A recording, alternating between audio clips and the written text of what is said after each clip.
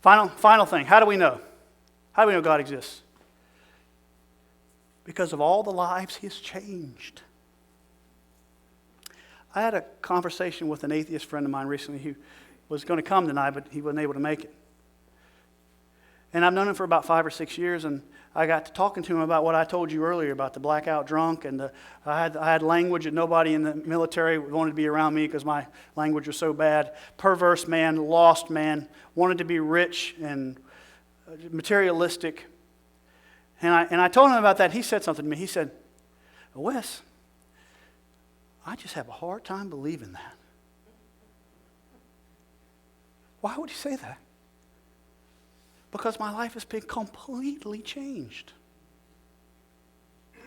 Let me ask you a question. Anybody in the room, I want you to raise your hand.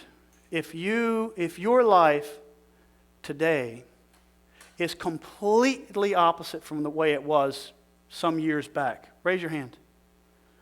Now I want you to keep your hand up if the reason for that change is because of God. Do you want evidence that there's a God? Look around you.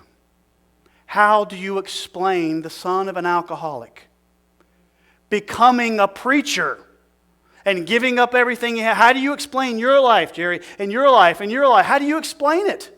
You say, well, I don't believe it. Well, look, you don't get to tell me. You can let your hands down now.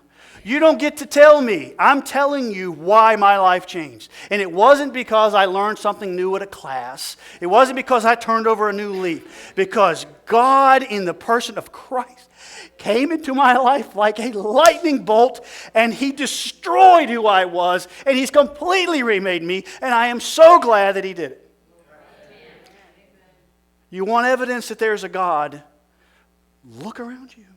There's no other way to explain it.